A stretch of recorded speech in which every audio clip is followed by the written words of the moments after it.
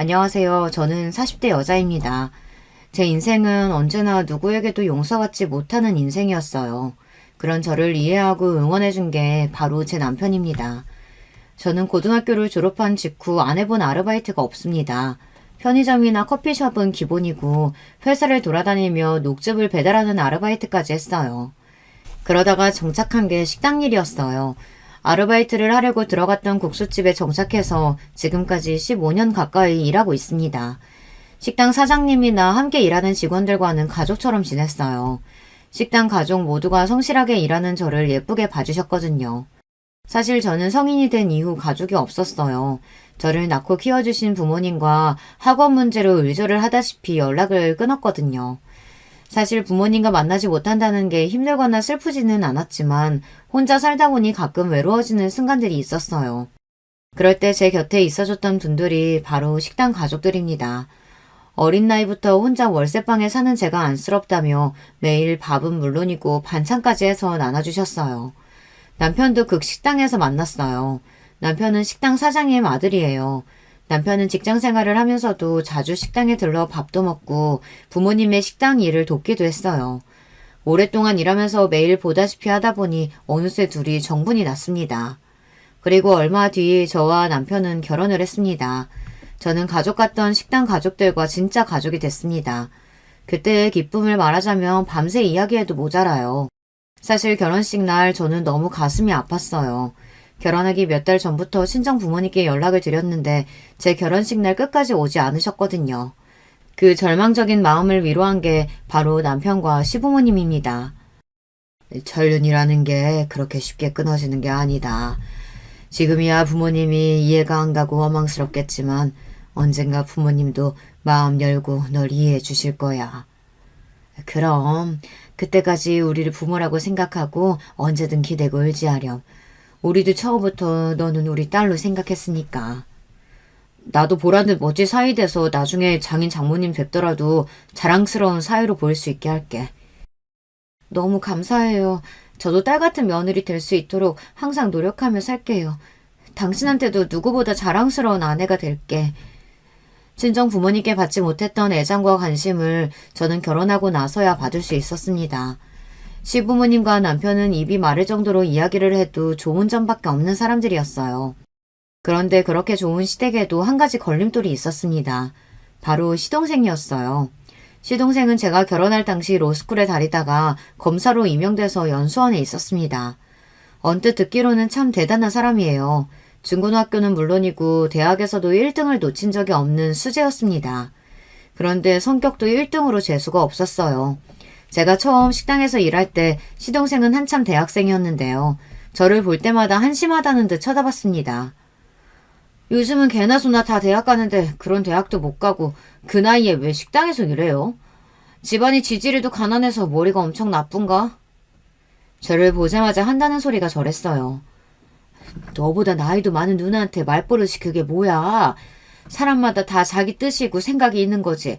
너 빨리 사과 안 해? 에이, 수민 씨 미안해요. 내 아들이지만 애가 철딱서니가 없어. 시어머니는 저에게 진심으로 미안해 하셨어요. 평생 공부만 했으니 저렇게 생각할 수도 있죠 뭐. 저도 지금까지 사회생활 안 하고 공부만 했으면 저렇게 생각할 수도 있어요. 이까지 국수가게에서 사회생활은 무슨. 나보다 몇 살이나 많다고 감히 내 앞에서 훈수질이야. 시동생은 남편과는 천지 차이였습니다. 한 배에서 나와 같은 부모 아래 자랐는데도 어쩜 저렇게 다른지 모르겠어요. 개념이 없어도 너무 없었습니다. 남편 말이 시동생은 어릴 때부터 공부는 잘했는데 원래 인성에 문제가 좀 있답니다. 공부 좀 잘한다고 뻐기는 정도가 아니라 강약 약강의 표본이었대요. 강한 사람 앞에서는 깨갱하고 약한 사람 앞에서는 큰 소리만 치는 사람이었죠. 시동생이 싸가지 없이 구는 게 제 앞에서만 하는 게 아니었어요. 본인 부모님에게도 마찬가지였어요. 이놈의 자식이 그만 못해? 이게 머리 좀 좋다고 오냐오냐 하니까 아주 버르장머리가 없어. 아빠도 저렇게 한심하고 불쌍한 애들만 맨날 데려다 쓰니까 평생 국수집밖에 못하는 거야. 남자가 자고로 큰 사람들하고 큰일을 해야지. 나중에 나 검사되고 부잣집에 장가갈 때 우리 국수집 하나 하는 거 그 여자가 싫다고 하면 바로 집 나갈 거니까 그런 줄 아세요. 저 자식이 평생 뜨거운 물 앞에서 국숙 삶아가지고 대학까지 보내줬더니만 말하는 꼬락서니 봐라. 너 같은 놈이 검사되면 이 나라 꼴이 참 잘도 돌아가겠다. 그놈의 국수 타령. 아버지가 할 줄 아는 거라고는 국수 끓이는 거밖에 없어서 국수 가게 하는 거면서 왜 나한테 이제 와서 핑계야. 지겨워. 시동생은 대학 때부터 자기가 검사가 되면 집을 나가겠다고 떠들었습니다.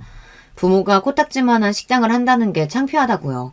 그렇게 노래를 부르더니만 결국은 시동생은 꿈을 이뤘어요. 검사가 돼서 부잣집 여자를 만나 결혼했습니다.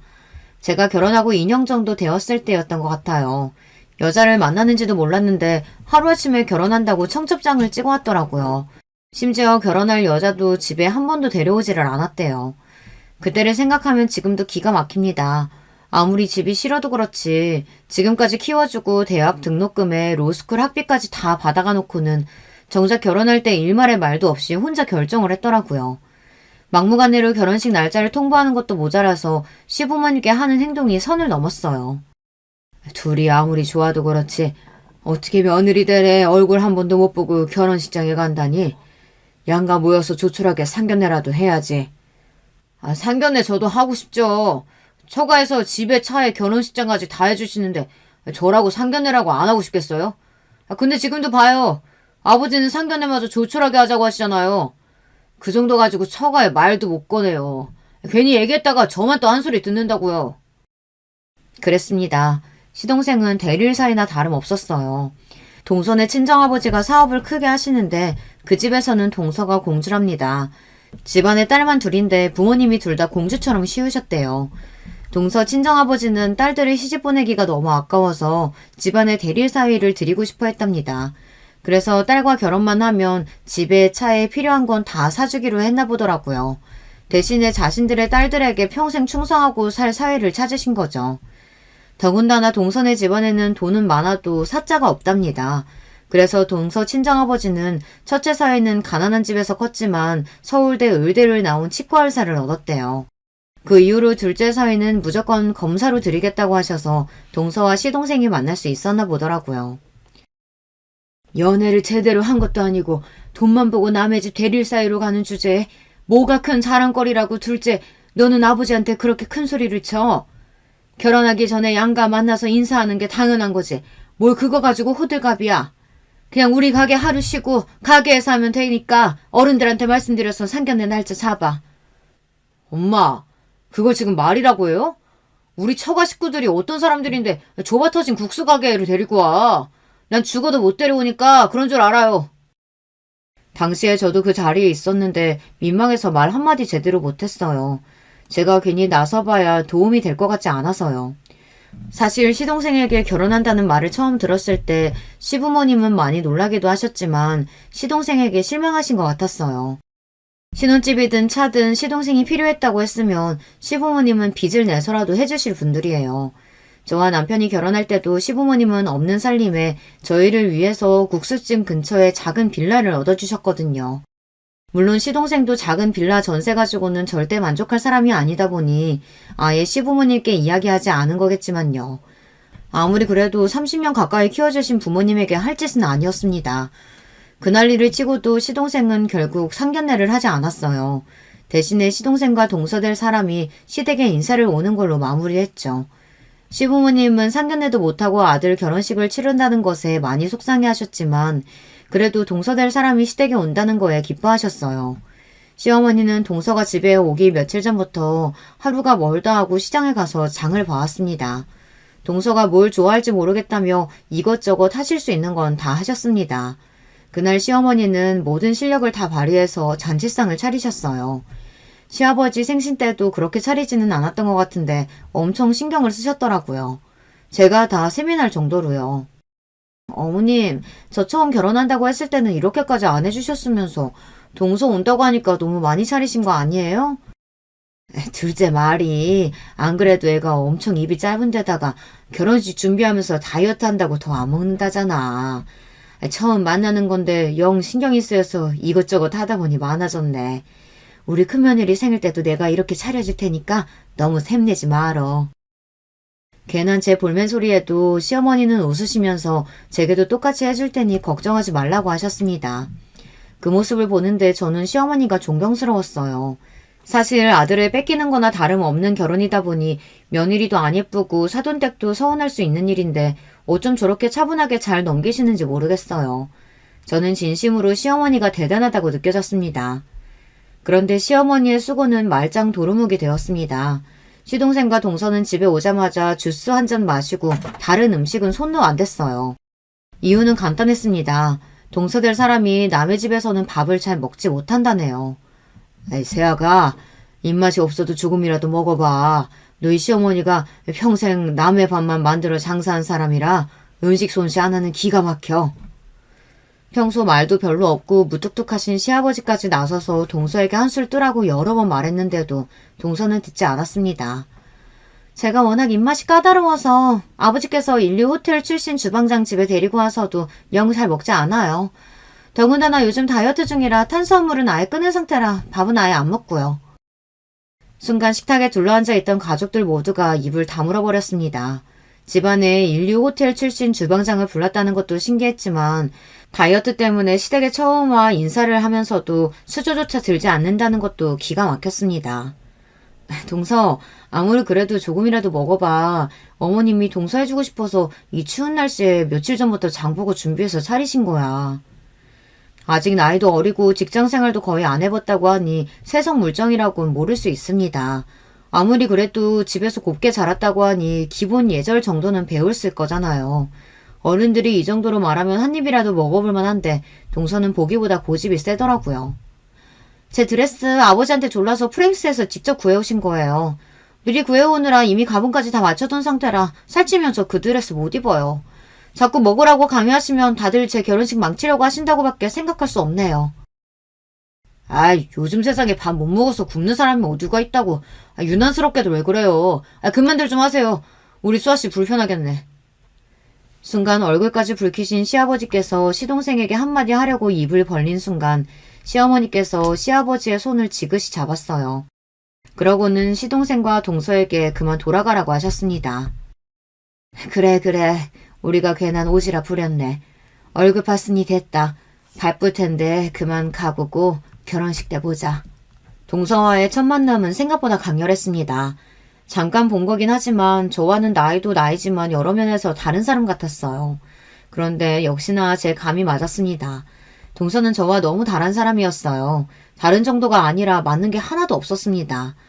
동서와 시동생이 결혼한 이후 시댁에는 많은 변화가 있었어요. 시동생은 원래도 시부모님께 잘하는 자식은 아니었지만 아무리 그래도 변해도 너무 변했어요. 완전히 남의 집 자식이 되어버렸습니다. 잘하는 건 바라지도 않아요. 얼굴을 봐야 이야기라도 좀 나눌 텐데 시동생과 동서는 1년에 한두 번 만나기도 힘들었어요. 한 번은 이런 적도 있었습니다. 제가 첫 아이를 임신하고 얼마 후 동서도 아이를 가졌다는 소식이 들려왔습니다. 저는 워낙 어렵게 가진 아이라 임신 사실을 알았을 때부터 집에 누워 꼼짝도 하질 않았습니다.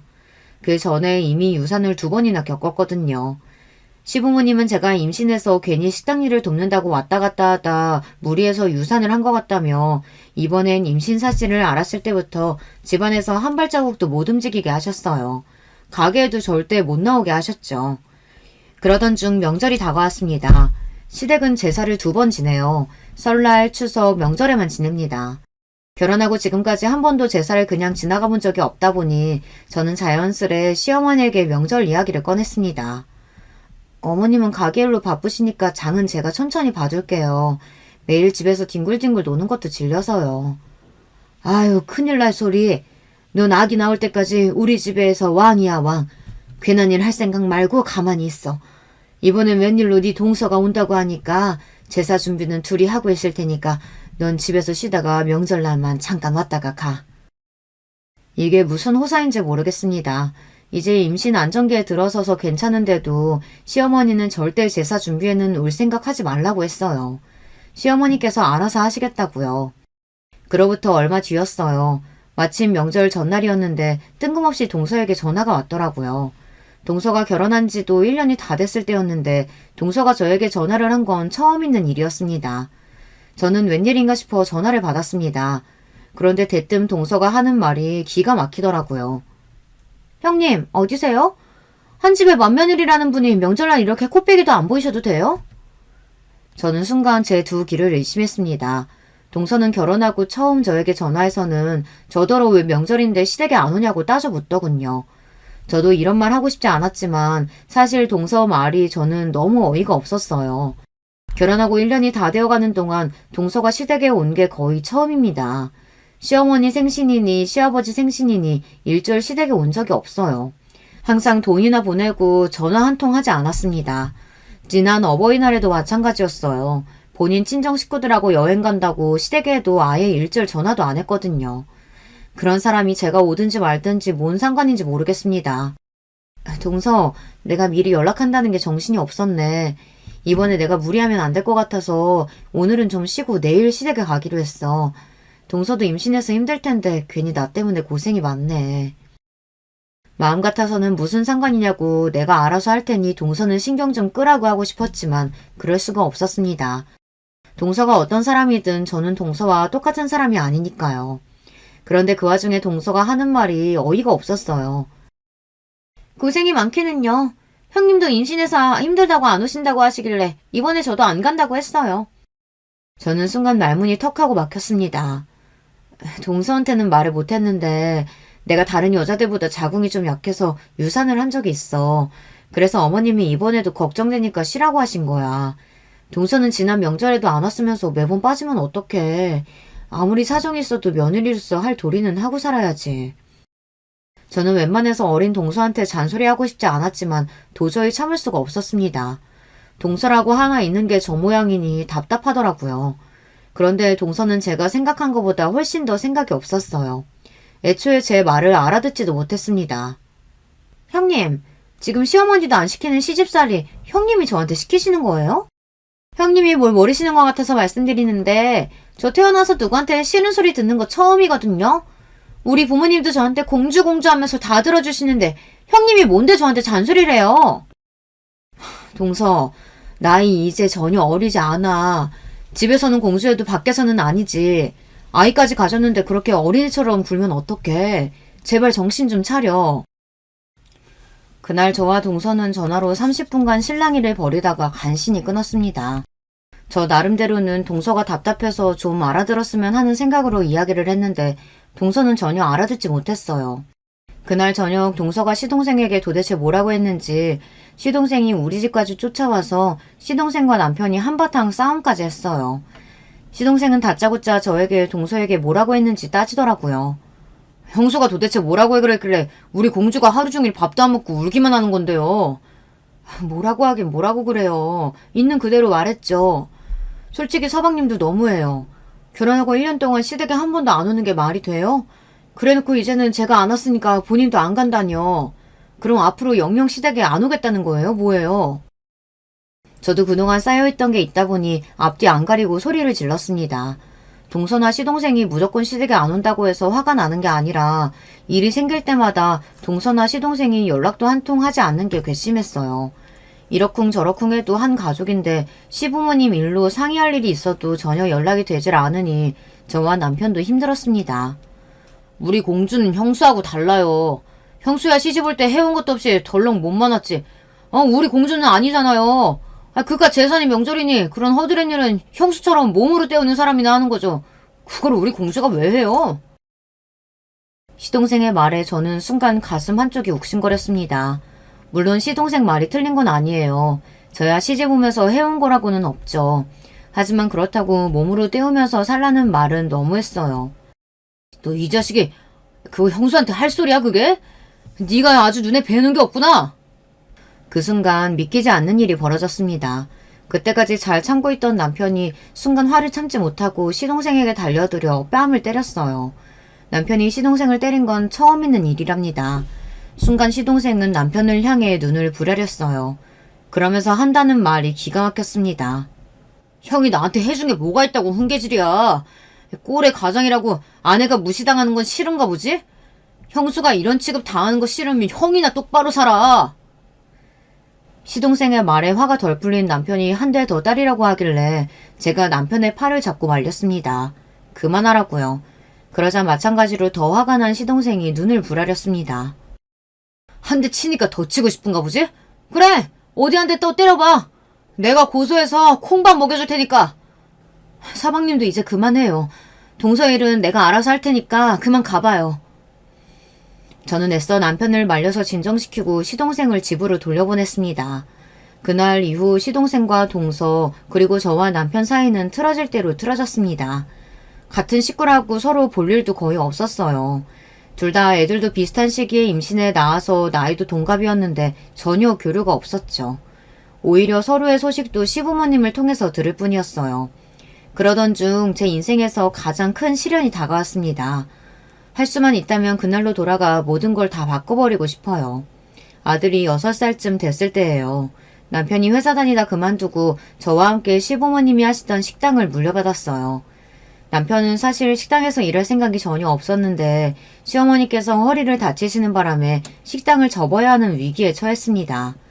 시부모님은 운영하시는 국수집이 규모는 크지 않아도 30년 넘게 한자리에서 장사를 했을 만큼 단골이 많습니다. 그래도 생각보다 매출도 높아요. 그러다 보니 시부모님은 가게를 그만두고 싶어 하지 않았습니다. 그때 여러 가지 고민이 있어서 남편이 시동생에게 먼저 연락을 했는데도 시동생은 시큰둥했어요. 그런 걸 왜 본인에게 묻느냐는 식이었죠.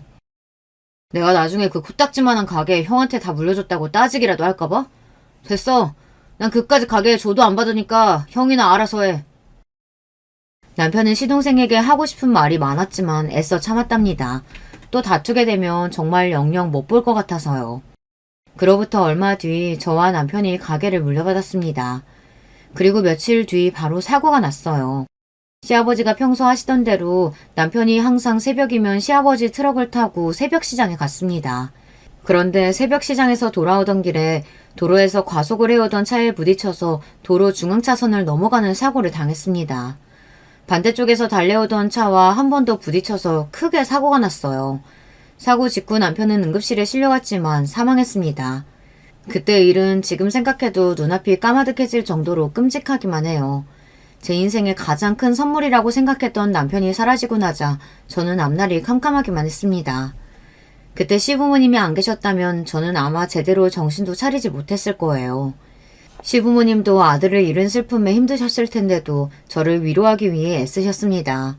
제가 아무것도 못하고 가게에도 못 나가고 있었는데 시부모님은 힘든 몸을 이끌고 저를 위해 가게도 봐주시고 아들까지 봐주셨어요. 그 모습을 보고 저도 간신히 정신을 차리고 일어나 아들을 지키기 위해 노력했습니다. 그렇게 딱 1년이 걸렸어요. 남편 생각해도 눈물이 나지 않게 된 게요.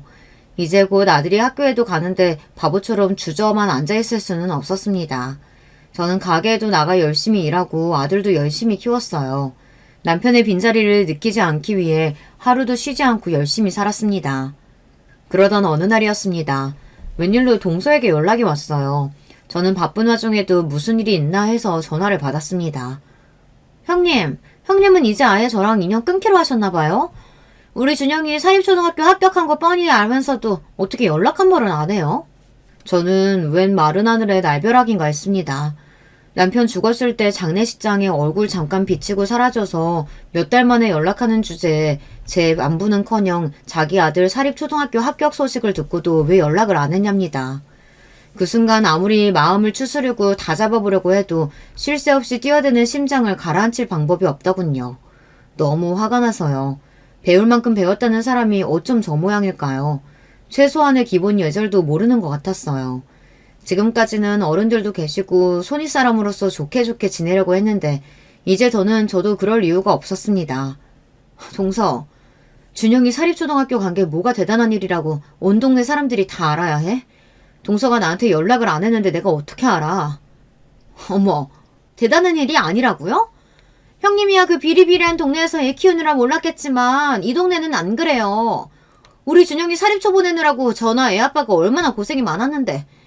암튼 주말에 사람들 모아놓고 파티하기로 했으니까 준호도 데리고 같이 오세요. 듣는 내내 내가 거기 왜 가냐고 쏘아붙이고 싶은 걸 참느라 혼났습니다. 그런데 그런 와중에 동서가 끊기 전에 한마디를 톡 쏘더라고요. 형님 안 오시면 어머님이 또 제가 형님 초대 안 한 줄 알고 난리치시니까 꼭 오세요. 안 오시면 준호랑 준영이 동갑인데 우리 준영이만 잘 나가서 샘나서 안 오시는 거라고 할 거예요. 동서는 여전했습니다. 자기 할 말만 뱉어놓고 전화를 끊어버렸어요. 그럴 때 보면 나이를 도대체 어디로 먹었는지 모르겠어요. 제 마음 같아서는 동서고 족하고 파티에 가고 싶지 않았어요. 그래도 저는 동서와 다른 사람이니 똑같이 굴면 안 된다는 생각이 들었습니다. 저와 아들이 파티장에 나타나지 않으면 시부모님도 저를 걱정하실 것 같기도 했고요. 대신에 마음의 준비를 단단히 하고 동서네 집에 갔습니다. 마음을 굳게 먹고 동서가 무슨 말을 하든지 대수롭지 않게 여기기로 했어요. 그런데 동서가 어디 보통 년인가요? 1년 만에 만났는데도 여전히 재수없더라고요. 저와 아들은 지하철을 타고 강남의 비싸기로 유명한 동선의 아파트에 도착해 1층 현관에서 초인종을 눌렀습니다. 그런데 몇 번이고 초인종을 눌렀는데도 현관이 열리지를 않았어요. 저는 아무래도 이상하다 싶어 핸드폰으로 동서에게 전화를 걸었습니다. 시끌시끌한 상황에서 전화를 받은 동서는 오히려 저에게 왜 안 올라오고 자꾸 초인종을 누르냐고 화를 냈습니다. 동서, 내가 한참 전부터 1층에서 계속 초인종 누르는데 문이 안 열려. 그러니까 들어갈 수가 없지. 안 그래도 날씨가 더워서 온몸에 땀투성이라 저나 아들이나 둘 다 힘들었어요. 그런데 동서가 제 말을 듣더니 뭐가 그렇게 재밌는지 빵 터져서 소리까지 내며 깔깔 웃더군요. 그러더니 하는 소리가 가관이었습니다. 어머 형님, 우리 집에 오는 손님들은 다들 차 가지고 오셔서 당연히 지하주차장으로 들어오는 줄 알고 제가 계속 지하주차장 현관 열었지 뭐예요. 죄송해요. 동서는 제가 지하주차장에서 초인종을 누른 줄 알고 계속 지하주차장 쪽 현관을 열었답니다. 저는 기가 막혔어요. 남편이 죽고 나서 우리 집에 운전하는 사람이 없는데 지하주차장이라뇨. 사람을 가지고 놀아도 유분수였습니다. 더군다나 말로만 죄송하다고 할 뿐이지 전혀 미안해 보이지도 않았어요. 오히려 더 신이 나서 깔깔거리는 것 같았습니다. 내가 운전도 안 하는데 지하주차장에 있을 리가 있어? 이제라도 알았으면 빨리 문 열어. 더워서 쪄 죽을 것 같아. 날도 더워 죽겠는데 동서의 개소리까지 듣고 있으려니 성질이 마구 돋더군요. 저는 현관 카메라에 대고 인상을 잔뜩 찌푸렸습니다. 그러자 동서가 하는 말이 더 가관이었어요. 아, 우리 형님이 젊어서 고생만 하시더니 아주 까칠해지셨네. 알았어요. 바로 열어드릴게요. 그제야 문이 열리길래 저와 아들은 이마에 송골 맺힌 땀을 손등으로 닦으며 안으로 들어갔습니다. 동서의 집에 들어선 순간 저는 그냥 오지 말았어야 했는데 괜히 왔다 싶었습니다. 고작 이제 초등학교 입학하는 애 축하 파티가 이렇게 거창해도 되는 건가 싶을 정도로 부담스럽더라고요. 온 집안에 현수막에 풍선이 가득했고 거실에는 30명은 좋게 먹을 수 있는 양의 출장 뷔페가 깔려 있었어요. 거기다가 행사 진행하는 MC에 유명 DJ까지 불렀더라고요. 유난도 그런 유난이 없었습니다. 그때였어요. 저와 아들을 발견하신 시부모님께서 한달음에 저희 쪽으로 달려오셨습니다. 아이고, 우리 며느리랑 준호 왔네. 우리 애기들 너무 보고 싶었다. 시어머니께서 눈동자에 눈물이 그렁그렁해서 달려오시는데 저까지도 눈물이 왈칵 차오르더군요. 시어머니께서는 결혼했을 때부터 항상 저에게 우리 애기라고 부르셨어요. 아들을 낳고 나서는 우리 애기들이라고 부르셨고요. 오랜만에 그 소리를 듣는데 마음이 울컥했습니다. 어머니, 아버지, 제가 정신이 없어서 연락도 자주 못 드렸어요. 죄송해요. 아니다. 우리 며느리 혼자 얼마나 힘든지 다 아는데 무슨 그런 소리래. 우리가 더 도와주지 못해서 항상 미안하지. 시부모님은 여전히 저와 제 아들 걱정만 하셨습니다. 바로 조금 전까지만 해도 이 집에 온 게 후회됐었는데 시부모님을 뵙자마자 그래도 오길 잘했다 싶었어요. 그 순간 말도 안 되게 거추장스러워 보이는 드레스를 입은 동서가 제 쪽으로 다가왔어요. 그러더니 세상 우아한 얼굴을 하고 잘난 척 인사를 하더군요. 형님, 안 오실까봐 얼마나 걱정했는지 몰라요. 준호야, 준영이 저쪽 방에서 애들하고 놀고 있으니까 가봐. 그 방에 재밌는 거 무지 많아. 시부모님께 치유받은 마음이 동서를 보자마자 확 식어버렸습니다. 더군다나 시부모님께서 저를 챙기시는 모습이 마음에 안 들었는지 굳이 저와 시어머니 사이로 파고들어와 시어머니를 끌고 나가려고 했어요. 어머니, 제가 오늘 위해서 얼마나 준비 많이 했는지 아시죠? 얼른 저랑 같이 나가서 케이크 잘라요. 아버님도요. 여우 같은 동서녀는 저에게 보란 듯 양쪽에 시어머니 시아버지 팔짱을 끼고 거실 쪽으로 향했어요. 그 모습을 보는데 저는 절로 미간이 구겨졌습니다. 옛날에도 저랬어요. 시부모님이 저에게 더 잘해주시고 챙기는 것 같으면 얼마나 샘을 냈는지 몰라요. 저는 애써 고개를 흔들었습니다. 대충 밥만 후딱 먹고 돌아가야겠다 싶었죠.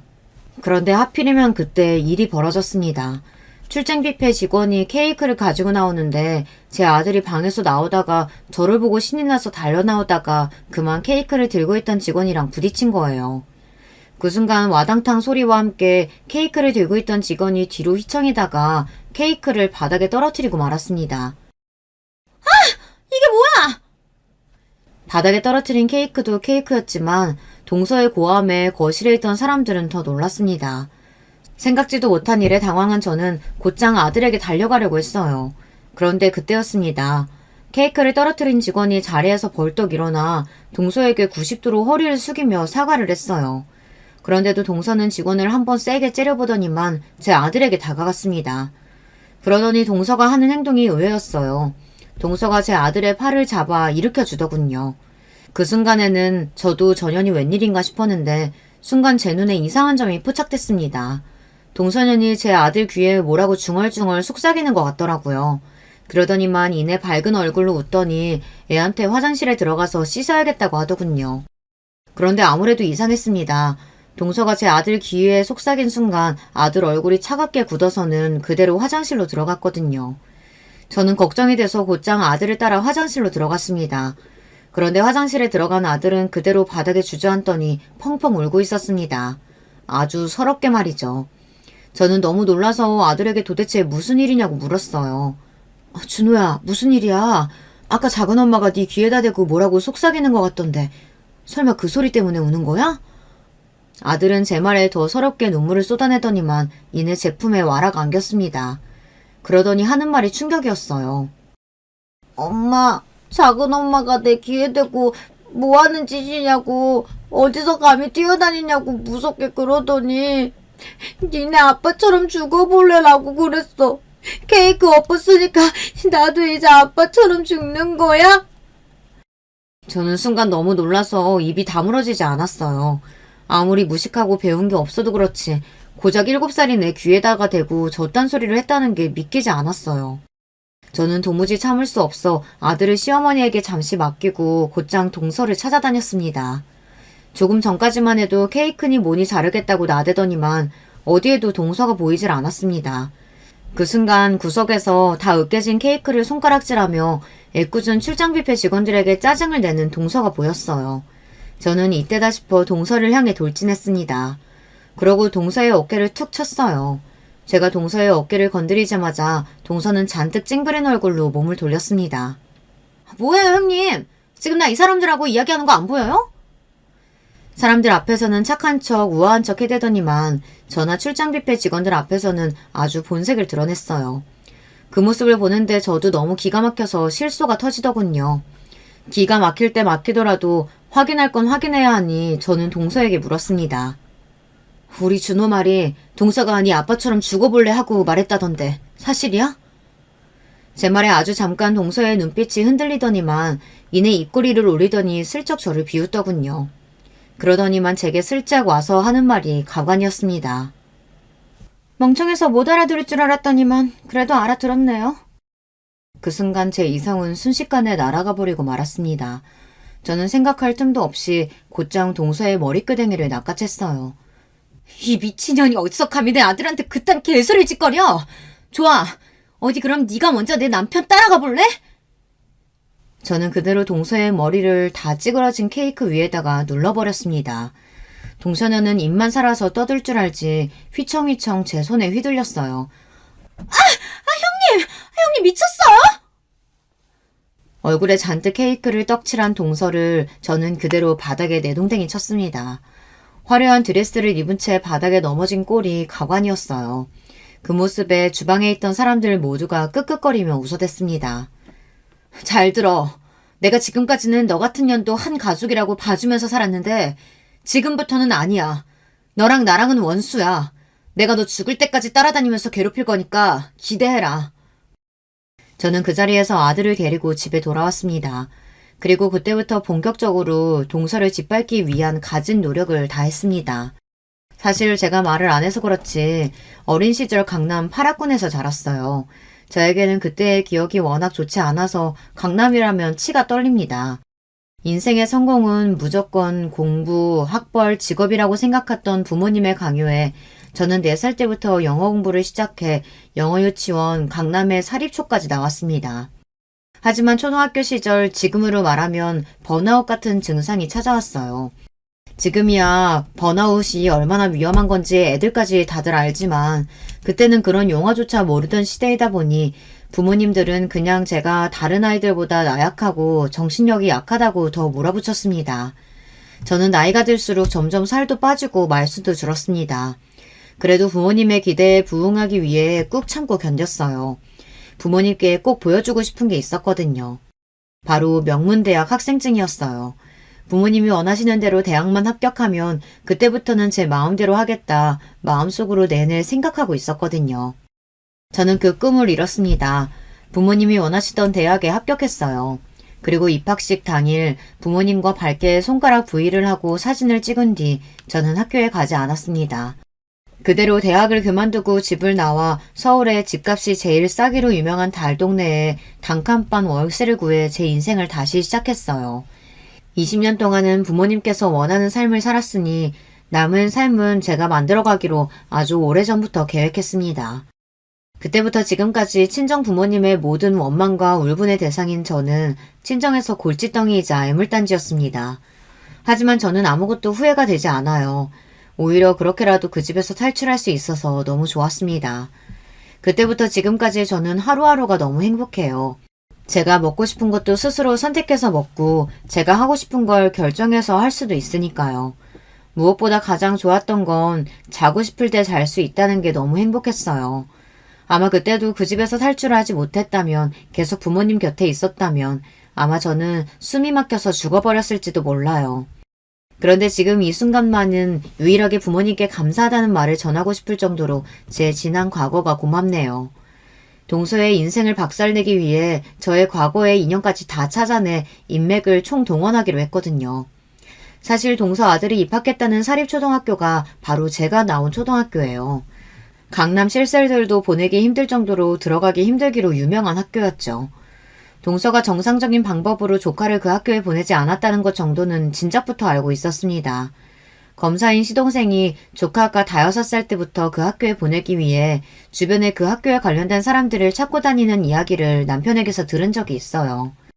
시동생네 처가에서 조카를 무조건 그 초등학교에 보내야 한다고 닥달을 해서요. 사실 저야 동창회도 안 나가고 친구들 모임에도 잘 나가지 않지만 종종 어떻게 사는지 연락 정도는 하는 친구들이 있었어요. 그런데 제 남편이 죽었을 때 어떻게들 알고 다들 장례식장에 왔더라고요. 아무래도 이제 40이 넘은 친구가 과부가 됐으니 얼마나 말도 많고 걱정들도 많이 했겠어요. 다들 장례식장에 와서 한다는 소리가 똑같았습니다. 힘든 일 있으면 다 도와줄 테니 연락하라는 이야기였어요. 평소에 저라면 절대 그런 소리를 들어도 부탁을 하지 않는 사람이었지만 동서는 예외였습니다. 동서가 망하는 모습을 제 두 눈으로 볼 수 있다면 저는 뭐든지 할 수 있었어요. 제 친구 남편이 현재 시동생이 근무하는 지검의 지검장으로 있어요. 더군다나 국민학교 시절 저와 제일 친했던 친구는 교육청 장학사입니다.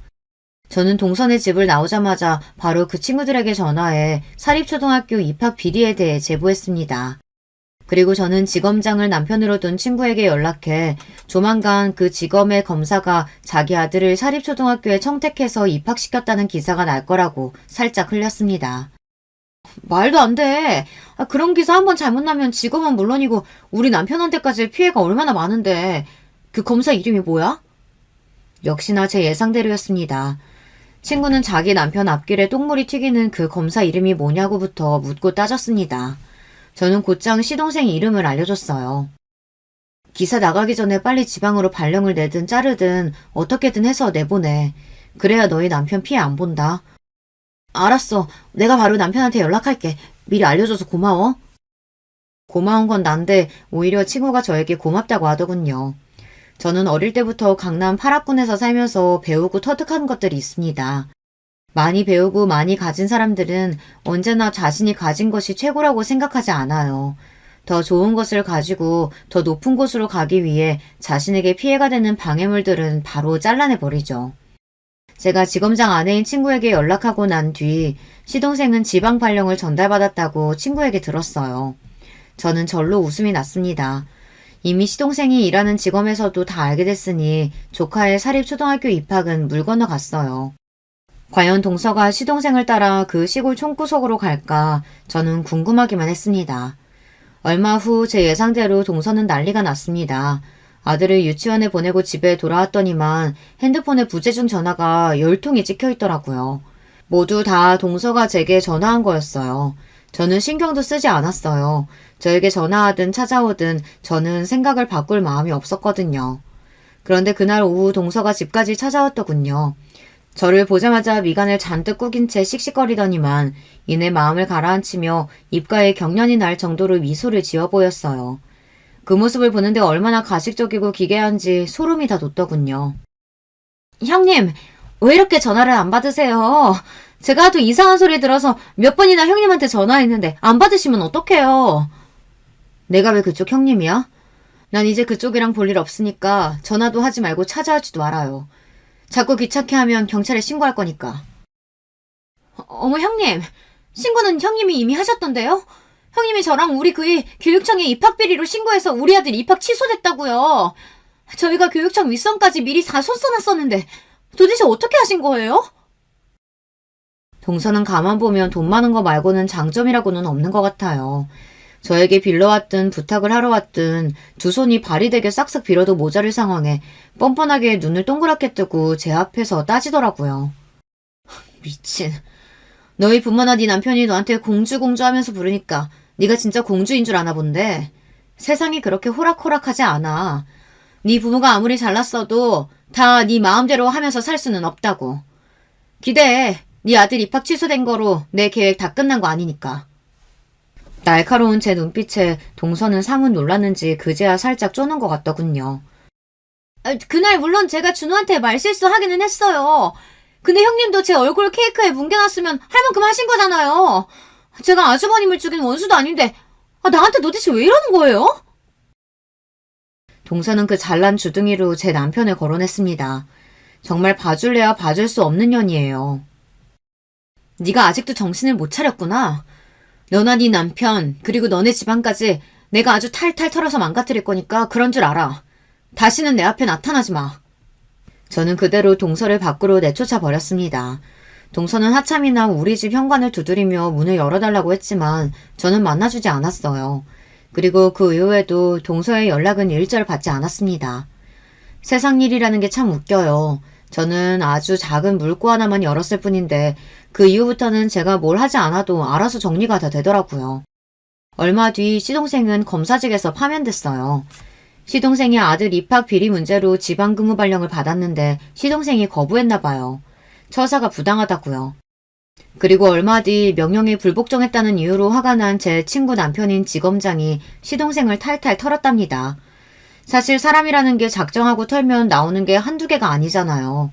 시동생은 입학 비리뿐만이 아니라 시동생의 처가 식구들, 즉 동서의 친정 식구들 사건에 피해 사실이나 증거를 은폐해준 증거가 수도 없이 나와 그 이후로 파면이 됐습니다. 그 일로 동서 친정 식구들이 운영하는 회사나 가게들이 줄줄이 조사를 받고 있어요. 저는 별로 한 게 없는데 어쩌다 보니 제 손에서 동선의 집안을 몽땅 다 품비확산 내버리고 말았네요. 주변 지인들은 혹여나 제가 그 일로 동서나 시동생에게 해라도 당할까 걱정하기도 하지만 사실 지금 동서나 시동생은 저까지 신경 쓸 겨를이 없어요. 시동생 일로 동서 친정 부모님이 화가 나서 동서와 시동생에게 지원했던 집이나 차까지 모두 다 뺏어갔나 보더라고요. 지원도 일체 다 끊고요. 동서는 평생 살았던 강남을 벗어나 현재 시댁에 들어와 살고 있다네요. 얼마 전 시어머니에게 연락이 와서 저도 알게 됐어요. 다 뿌린 대로 거두는 거라고. 자기들이 벌인 일 벌 받는 거니까 그네 너는 일절 신경 쓸 거 없어. 당분간 내가 데리고 있으면서 저것들 사람 만들어 볼 테니까 너는 아무 걱정하지 말고 우리 준호랑 행복하게 살아라. 필요한 일 있으면 언제든 얘기하고. 시어머니는 당신도 아들 잘못 키운 잘못이 있는지 지금부터라도 둘째 아들과 며느리는 본인이 책임지고 사람을 만들어 보겠다고 하셨어요. 그 말에 저는 괜스레 마음이 무거워졌지만 더는 아무 걱정하지 말고 행복하게 살라는 어머님의 말씀에 힘을 얻었습니다. 저는 현재 아들과 새로운 삶을 살기 위해 노력하고 있습니다. 제 수중에 작은 집 하나 덜렁 남았지만 저는 괜찮아요. 그래도 처음 집에 왔을 때보다 훨씬 나으니까요. 집도 내 집이고 가게도 있고 더군다나 눈에 넣어도 아프지 않을 사랑스러운 제 아들이 있으니까요. 앞으로 펼쳐질 제 삶에는 언제나 즐겁고 행복한 일만 남아있다고 여러분께서 응원 많이 해주세요. 댓글로 응원글 남겨주시면 저에게 큰 힘이 될 것 같습니다. 기나긴 제 인생 이야기 끝까지 들어주셔서 감사합니다. 여러분의 가정에는 언제나 즐거운 일만 있으시길 바랄게요. 안녕하세요. 저는 유튜브의 맛을 제대로 들인 할머니 구독자입니다. 젊은 사람들은 이해를 못하겠지만 정말로 쏜살같이 흘러온 세월이었어요. 눈을 감으면 젊었을 적 보았던 우리 집 뒷산 풍경이며 자갈이 환하게 비치는 개울가, 먼지 한 점 부유하지 않는 깨끗한 하늘, 이런 것들이 너무나도 선연합니다. 남편과 결혼하게 됐던 그 시기의 나날마저 저에겐 마치 엊그제 일처럼 느껴질 때도 있네요. 우연히 누가 연결시켜줘서 남편을 만나게 됐던 저는 상대가 돈 많은 집 자식인 걸 아예 모르고 있었어요. 그도 그럴 것이 남편 본인이 그러한 사실을 철저히 숨기고 있었거든요. 후일담을 들어보니 저에게 남편과 만나보라고 주선해준 사람도 남편의 집안이 잘 사는 걸 모르고 있었더라고요. 그럴 만한 나름의 이유가 남편에게 있었습니다. 우리 집이 원래 잘 사는 건 아니었거든. 한땐 정말 가난해서 풀 뜯어먹고 살았던 적도 있었을 정도야. 우리 아버지가 어쩌다가 투자해서 엄청난 성공을 거둬서 돈방석에 앉게 된 건 10년 정도밖에 안 됐는데, 그러고 나서 난 후 자연스레 새로운 인간관계들을 만들어 나갔거든. 그런데 전부 하나같이 돈이 목적이었더라. 그 이후로 결심했던 거야. 이제 다시는 부유한 형편을 뽐내거나 내보이지 않겠다고 말이야. 그런 이야기가 있었구나. 얼마 전 오빠네 집이 부유하다는 걸 알게 됐을 때부터 왜 그간 숨기고 지낸 건지 이유가 너무 궁금했는데, 대놓고 물어보기엔 좀 민망했는데 솔직하게 말해줘서 고마워. 난 오빠 재산에 일절 관심 없으니까 그 부분은 걱정 안 해도 된다고 미리 말하고 싶어. 아, 근데 왜 나한텐 부유한 걸 밝힌 거야? 더 오래 숨겨도 나는 눈치 못 챘을 텐데. 바로 이러니까 밝힌 거야. 송윤자, 나는 너처럼 탐욕 없고 소박하고 수수한 여자를 내 인생에서 다시 만나지 못할 거라고 확신해. 그렇게 너한테 사내답게 내 진실을 밝히고 다 내어 보이고 나서 결혼하자고 하고 싶었어. 뭐라고? 오빠 지금 결혼이라고 했어? 아, 그 멋진 마음에 내가 초를 치는 것 같아서 미안한데 난 오빠하고 결혼 못해. 얼마 전에 오빠 집안이 잘 산다는 걸 밝혔을 때부터 난 오빠하고 결혼까진 못하겠다고 속으로 그렇게 생각했어. 날 오빠네 가족들이 받아줄 것 같아? 특히 오빠 평소에 모친 사랑을 독차지한 아들이라고 스스로 뽐냈잖아. 그 모친이 나를 당신의 금쪽 같은 아들의 배우자로 받아들여 주실까? 난 힘들다고 봐. 하지만 남편은 뜻을 꺾으리라는 제 예상을 뒤집고 며칠이 지나자 다시 저에게 결혼 이야기를 꺼냈습니다. 물러설 생각이 없다는 것이었죠. 저는 그 강단에 마음이 흔들렸어요. 결국 남편이 정식으로 청혼을 했을 때 승낙하고 말았습니다. 앞으로 어떤 역경이 온다고 해도 제가 선택한 길에서 꿋꿋하게 버티리라는 다짐을 스스로 했고요. 그러나 시어머니께서는 만만치 않은 분이셨어요. 예상은 했지만 그 수준을 웃도는 분이셨거든요. 나 원참 어디서 개풀 뜯어먹는 별 희한한 소리가 들려오네. 우리 집 하나뿐인 아들하고 네가 뭘 어쩐다고? 결혼? 주제 파악을 못해도 앵간히 못해야지. 말이나 된다고 생각하는 거야? 외람된 말씀이지만 아예 말이 안 되는 건 아니라고 생각해요. 남녀가 결혼하는 데 있어서 가장 중요한 건 진정한 마음의 교류라고 저는 생각하고요. 그래서 오빠가 결혼하자고 청하는 것을 용기 내어 받아들였어요. 이게 뭐라는 거야? 진정한 마음의 교류 같은 헛소리를 하고 자빠졌네. 나도 애들 아빠랑 중매로 만났는데 이날이 이때까지 잘만 살았고 내가 주변에 아는 부부들은 거의 다 그렇게 만났어. 그런데 너네 부모는 중매로 안 만나고 진정한 마음의 교류를 통해 만나서 결혼하셨나 봐. 그래서 일군 게 가난이고 탄생한 게 너 정도의 졸작이야? 이를 어째? 이렇게만 봐서는 진정한 마음의 교류라는 게 영 신통치 않아 보이는데. 그때 제가 직접 거울을 보진 못했지만 모르긴 몰라도 제 얼굴은 잘 익은 사과보다 더 새빨갛게 달아올랐어요. 이왕 마음먹은 것 무조건 당차게 밀고 나가볼 작정이었건만 시어머니의 기세등등한 새치연 올림 앞에서 저는 금세 작아졌습니다. 감히 저 같은 게 당신의 아들 옆에 있다는 것만으로도 화가 나신 듯 시어머니께선 저를 보며 일을 가셨습니다. 이토록 결사반대를 하시니 이 결혼은 어렵겠다는 생각이 들었어요. 저는 그렇게 남편과 헤어지려고 했죠. 그러나 남편이 여기서 황소고집을 피울 줄은 그 아무도 예상 못한 바였습니다. 설마 남편이 자기 모친 앞에서 바닥에 엎어져서 무슨 5살 먹은 어린애가 떼를 쓰듯 울고불고 할 줄은 몰랐어요. 아, 엄마, 나 진짜 이 결혼하고 싶단 말이야. 엄마가 자꾸 이렇게 반대한다 그러면 나 머리 아파서 콱 알아두어 버릴 거야. 그러다가 나 기력 소진하고 탈진해버리면 엄마가 책임질 거야. 아유, 우리 아들이 왜 이럴까? 아유, 엄마가 더 이상은 반대 안 할 테니까 그만 바닥에서 일어나. 얼른. 지금 바닥 차가워서 자칫하면 감기 걸려요. 응? 아유, 우리 아들 착하지? 남편이 울고불고 소리를 질러대니까 시어머니께서는 금세 백기를 드셨습니다. 자식 이기는 부모 없다는 것의 표본을 이날 목도했네요. 시어머니께서 아무리 제가 탐탁지 않으셔도 결혼한다는 당사자 아들이 제가 좋다고 난리를 피우니 도저히 별 수 없으셨던 거예요. 마지못해 허락을 하시면서도 시어머니께서는 제 쪽을 살벌하게 노려보셨어요. 제가 남편이 그렇게 행동을 하도록 사주했다고 여기신 모양이었죠. 하지만 분명하게 밝혀두는 건 그건 남편의 독단이었습니다. 저는 그 누구보다도 남편의 유아퇴행적인 만행에 놀란 사람이었으니까요. 철부지 같은 모습에 저는 깜짝 놀라버렸고 그걸 또 받아주시는 시어머니의 모습에 더더욱 놀랐죠.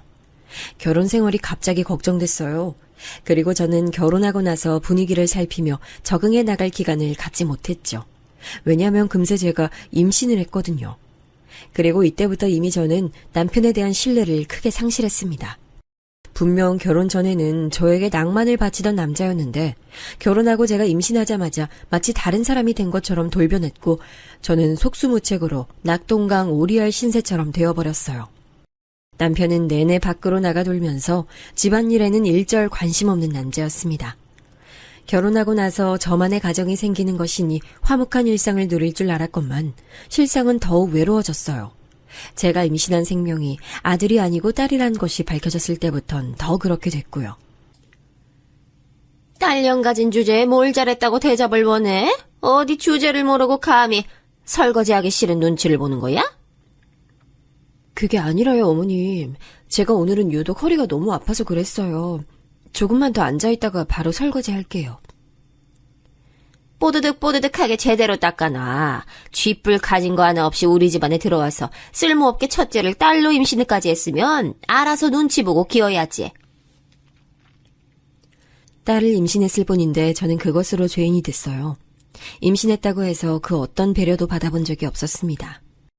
남편은 시아버지의 사촌형 되시는 분의 회사로 출퇴근을 했는데 저는 만삭이었을 때도 매일을 새벽같이 일어나 남편의 아침을 차렸어요. 그 시절엔 그게 참 당연한 줄 알았네요. 출산하고 나서는 더욱 서러운 일투성이었죠. 전 지쳐갔습니다. 제가 그 어떤 노력을 성실하게 다해도 시댁 식구들로부터 수고했다는 빈말이나마 들어볼 수가 없었어요. 만약 남편이 제게 다정했다면 그것으로 괜찮아졌을 텐데 전혀 그렇지도 못했죠. 비록 짧았다지만 그 연애 시절에 제가 사랑했던 남자는 온데간데 없었습니다. 정신이 날로 피폐해져 갔어요. 너무 힘들어서 어느 날은 아이를 품에 안고 친정까지 갔는데 마침 집에 있던 식구들이 저를 보고서는 어색한 표정을 짓고 말더군요. 저의 초췌해진 낯을 보고 상황을 짐작하고도 남으셨을 친정엄마는 엄한 목소리로 이렇게 말씀하셨어요. 여자는 시집가면 출가 외인인데 이렇게 함부로 찾아오는 것 아니다. 너 하고 사는 꼬라지 보니까 콩고물 얻어먹긴 그런 것 같아서 우리가 좋다 말았네. 큰 상처를 받았습니다. 이 세상에 제 편이 하나도 없는 것 같았죠. 이후로 친정과는 거리를 더 멀리하고 살았고요. 몇 년 뒤 친정 식구들은 자기들끼리 불화가 생겨서 뿔뿔이 흩어지고 말았습니다. 당시엔 그런 개념이 희박했는데 지금 와서 돌아보자면 저는 우울증을 앓고 있었어요. 직간접적으로 누가 죽었다는 소식을 들으면 가장 먼저 부럽다는 생각부터 들었죠. 늘 일 때문에 바빠서 두문불출하시는 존재감 없는 시아버지, 딸 낳은 죄를 아들을 낳아서 씻길 종용하시는 시어머니, 뻔뻔스레 밖으로 나돌며 하고 싶은 거 다 하고 사는 남편, 저에게 호의적인 적 한 번도 없었던 다른 시댁 식구들까지 저는 언제나 외롭고 고독할 수밖에 없었네요. 저도 둘째로 아들을 임신하고 싶었지만 애석하게도 다시 임신되는 일은 없었습니다. 딸이 학교 입학을 목전에 둔 7살이 되도록 둘째 소식이 없자 시어머니께선 저를 무척 한심하게 보셨죠. 이미 너무 지쳐 있었기 때문에 지렁이는 발표도 꿈틀거리지 못했습니다. 그저 봐도 못 본 척, 들어도 못 들은 척이나 했죠. 그러던 때 한 줄기 빛이 내리쬐었으니 그것은 바로 의사소통이 또래보다 월등했던 딸이 자기 할머니를 향해 입을 열기 시작했어요. 할머니는 혼자 밥 못 먹어요? 왜 우리 엄마한테 밥 차려달라고 자꾸 그래요? 이 할미한테 궁금한 게 많나 보구나. 재산 한 푼 안 들고 온 데다가 애 낳는 것까지 똑바로 못하는 며느리인데 시엠이 밥상이라도 잘 차려 해서 그렇단다. 그냥 할머니 안 오면 안 돼요? 할머니 오면 우리 엄마 고생한단 말이에요. 그리고 우리 엄마랑 저랑 할머니 댁 가는 것도 안 할래요. 할머니는 우리 안 좋아해. 우리 괴롭히려고 부르는 거야. 순수한 동심의 눈으로 바라본 시어머니의 모습은 그런 거였나 봐요. 어느 날 저희 딸이 내던진 말에 저도 놀랐고 시어머니께서 경악을 했죠. 저는 딸이 갑자기 왜 이러나 싶어 어쩔 줄 몰랐지만 내심 속으론 시원하다는 감상을 뱉었네요. 제가 끙끙 앓으며 보내온 지난 세월을 똑 부러지는 딸을 통해 보상받는 것 같다는 생각마저 들었고요. 우울증으로 허덕이고 있었던 저를 딸이 많이 도와줬습니다. 어렸을 때부터 엄마보다 나은 딸이었어요. 유독 추운 한파가 예고되어 있던 겨울의 초입, 시어머니께서는 그 어느 때보다 많은 김장을 계획하셨고 전부 다 제게 떠넘기셨는데요. 시댁의 방에서 놀고 있던 딸이 문득 뒷마당으로 나와봤다가 저를 발견하고는 즉각 시어머니께 소리를 질렀습니다. 할머니 나빠! 왜 우리 엄마한테만 힘든 거 시켜요? 못된 마귀 할멈! 뭐라고? 아유, 우리 재영이가 자기 엄마한테 뭘 배우고 크는 건지 뱉는 말마다 심상치가 않네. 재영아, 이렇게 김치를 만들어놔야 내년에 두고두고 먹는 거야. 알지도 못하면서 이 할미한테 소리 지르면 못 써. 그리고 계집애는 그 목소리 크게 내는 거 아니야. 우리 집은 김치 안 좋아하는데요? 아빠도 김치 많이 안 먹고 엄마도 김치 조금 먹고 나는 매운 거 싫어서 김치 안 먹어요. 할머니 먹을 김치 할머니가 해요. 그리고 할머니도 나처럼 계집이면서 왜 맨날 목소리 크게 내요? 내가 왜 계집이야? 너는 내가 어린데도 이미 되바라졌구나. 어떻게 교육을 받은 거야? 그럼 할머니 계집 아니고 사내예요? 그럼 할머니 아니고 할아버지예요? 아닌데? 할머니 계집 맞는데? 저 할머니한테 배웠잖아요. 싫어하는 사람한테 함부로 말하고 행동하는 거 할머니가 보여줘서 배운 거잖아요. 시어머니께서 말문이 막혀서 씩씩거리시는데 저는 맹랑하게 군 딸을 바라보며 그 순간 눈물이 날 것 같았습니다. 자식 교육 잘못 시켰다고 시어머니로부터 귀싸대기를 얻어맞는다 해도 상관없다는 생각이 확 들 만큼 감동의 눈물이 솟아올랐어요. 이 세상에 온전한 제 편이 있다는 것이 눈물 날 만큼 좋았던 것이죠. 어린 딸의 일침에 제대로 당하신 시어머니께선 그 이후로 딸이 있을 때면 저에게 언행을 이전보다 주의하셨습니다. 그 변화가 느껴졌어요. 딸은 비단 자기 할머니뿐만 아니라 자기 아빠에게도 저를 대신해서 촌철살인을 알려줬죠. 어느 날 남편이 술에 잔뜩 취해 늦게 귀가를 했던 때였어요. 이 여편네야, 서방이 술 마시고 집에 들어왔으면 당장 꿀물 한 잔 타서 바치는 게 도리 아니야? 땡전 한 푼 없던 거지를 마누라 삼아줬으면 응당 돌아오는 게 있어야지. 남편은 주정을 부리며 거실에 장식을 발로 걷어찼고 깜짝 놀란 제 모습을 보며 낄낄 웃었습니다. 그때 방에서 공부하고 있던 딸이 화가 난 얼굴로 나오더니 남편에게 한마디 날렸죠. 아, 진짜 볼 때마다 한심해 미치겠네. 뭐야? 우리 딸 지금 아빠 보고 뭐라 그랬어? 한심? 밖에 나가서 돈 벌어오는 하늘 같은 아빠는 개무시하고 집에서 살림이나 하는 여편네는 엄마라고 떠받들고 우리 딸 머리가 어떻게 됐어? 아빠가 결혼하자 그래서 엄마가 결혼했다면서요. 가난해도 책임지겠다는 의미였는데 왜 태도를 바꾼 거예요? 이게 사내 같은 행동 맞아요? 자기 아내 낮잡아보는 남자가 정말 하늘처럼 높은 멋진 인물이에요? 아빠는 본인이 직접 이룬 거 하나도 없고 할아버지랑 친척 어른분들이 이룬 것에 기생하는 것 뿐이잖아요. 근데 뭐 그렇게 잘났다고 유세야. 그러자 술에 취한 상태에서도 남편이 차마 반박할 엄두가 안 났는지 잠시 후 조용히 욕실로 들어가더군요. 지난 세월 습관적으로 억눌려 살아왔던 저는 형용할 수 없는 감정에 휩싸여 딸을 바라봤습니다. 그런 저에게 씩 미소를 지어 보인 딸은 마저 공부를 하러 방으로 들어갔습니다. 저는 그날 만감이 교차하는 심정을 안고 잠에 들었어요. 잘 키운 딸 하나 세상 그 무엇도 안 부럽다는 생각이었습니다. 씩씩한 딸이 아니었다면 저는 계속 어둠 속에서 자기배아에 빠져 살다가 그렇게 잠겨 죽었을지도 몰라요. 그러니 저에게 딸은 구세주이자 등대 불빛이었습니다. 학업에도 관심 많았던 딸은 혼자 알아서 열심히 공부에 매진했고 제가 보기엔 너무 좋은 성적이었지만 본인은 아쉬워할 만큼 열정이 가득했어요.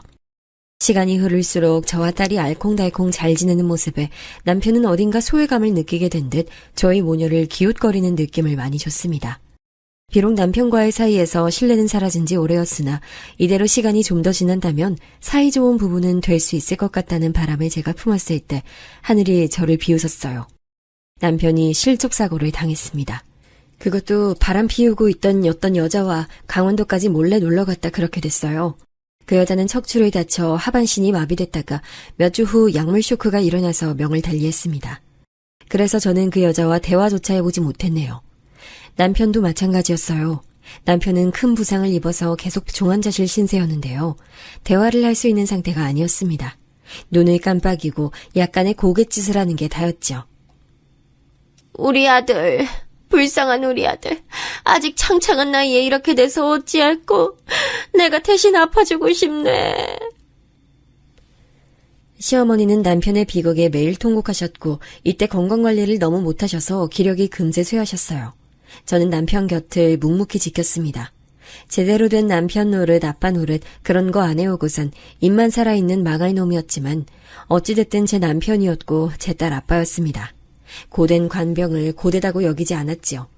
그런 저를 보는 남편 눈빛에 깊은 회한이 깃들어 있었어요. 얄밉게 나불대기만 하던 입이 이런 식으로 다물어질 줄 몰랐네. 근데 전혀 안 반갑다. 당신은 오만한 모습이 어울리는 남잔가 봐. 그러니까 기적처럼 다시 일어나. 제가 그렇게 중얼거렸을 때 남편은 한 줄기 눈물을 흘렸죠. 기적은 일어나지 않았어요. 남편은 사고 이후 딱 2달을 채우고 세상을 떠났습니다. 그리고 놀랍게도 그 몸을 하고도 숨을 거두기 전 유언을 남겼어요. 업무차 미국에 나가 계셨던 시아버지께서 아들 소식을 귀국하셨을 때요. 남편이 자기 부친 앞에서 자기가 며칠 안으로 숨을 거둘 것을 알기라도 했는지 입모양으로 유언을 남겼다고 합니다. 무뚝뚝하고 일밖에 모르고 늘 두문불출하시기에 아직 멀게만 느껴졌던 시아버지께서 저를 향해 그 유언을 알려주셨어요. 우리 못난 아들놈이 그러더구나. 제 몫의 모든 재산과 유산은 재영 엄마에게 주세요라고 말이야. 상태가 안 좋은데도 그것만은 나한테 또렷하게 전달하려고 어찌나 애를 쓰던지. 듣자마자 제가 바로 주저앉았습니다. 남편을 처음 만났던 순간부터 시작해 모든 지난 나날이 스쳐가더라고요. 바닥에 엎어진 채로 대성통곡을 했습니다. 태어나서 그렇게 많이 울어본 적이 없었어요. 제 옆엔 당연히 딸이 있었습니다. 서로를 의지하며 그 순간을 이겨냈네요. 시아버지께서는 아들을 그렇게 이루시고 인생 전반에 대한 많은 고찰을 하신 듯 보였어요. 다 내려놓은 뒤 미국 한적한 동네에 가서 사실 계획을 가지신 듯 했거든요. 시어머니께선 남편이 떠난 이후 생기를 찾지 못하셨는데 그 모습이 이빨 빠진 호랑이 같아서 마음이 착잡했습니다. 내가 어제 네 시애비에게 그랬어. 이왕 우리가 다 내려놓고 떠날 것 같으면 줄 수 있는 재산 며느리에게 넘기고 가자고 말이야. 네? 저에게 전 재산을 주시겠다니 전 못 배워먹어서 돈 관리 같은 거 몰라요. 누군 처음부터 그런 거 할 줄 안다니. 상황 되면 다 배우는 거지. 넌 너보다 나은 딸 두었으니까 어떻게 해서든 잘하고 살겠지. 난 이제 여기 생활 접으련다. 이 큰 집도 차도 다 부질없어. 그간 네가 고생 많았어. 우리 아들 마지막 때 최선을 다해 그 곁을 지켜줘서 그게 참 고맙다. 시어머니께서 허공을 응시하며 하시는 말씀을 저는 그저 경청하고 있었습니다. 남편이 떠난 이후 너무 많은 게 바뀌고 있었어요. 몇 달이 지났을 때 저는 시부모님께서 넘겨주신 것들로 재산가가 되어 있었습니다. 여러 상의를 거친 끝에 저는 부동산을 매입하는 형태로 그 가치의 재산을 소유하게 됐고요. 시부모님께서는 영영 미국으로 떠나버리셨어요. 남겨진 저는 이 모든 과정을 거치고 나자 그제야 진통을 앓기 시작했죠. 긴장이 다 풀린 모양이었는지 며칠이나 끙끙 앓았어요. 털고 일어날 수 있었던 건 딸이 제 곁에 있었기 때문일 테지요. 저는 딸 하나만 있으면 세상 그 무엇도 그 어떤 변화도 두렵지 않다는 것을 알았습니다. 딸의 손을 꼭 잡고 걸어가는 미래를 기대하기로 했어요.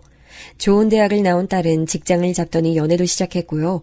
저와 둘이서 여기저기 여행도 많이 다녔습니다. 저는 딸만 있으면 다 필요 없다는 심정으로 유유자적한 일상을 보냈는데 어느 날 딸이 결혼을 선언했어요. 상의가 아니라 선언이었죠. 그래서 내심 섭섭했지만 워낙 똑똑한 딸이니 알아서 사윗감을 잘 골랐을 거라 믿었어요. 그렇게 예비사위의 인사를 받게 됐는데 제가 너무 놀랐네요. 예비사위는 보육원 출신의 천의 고아인 사람이었습니다.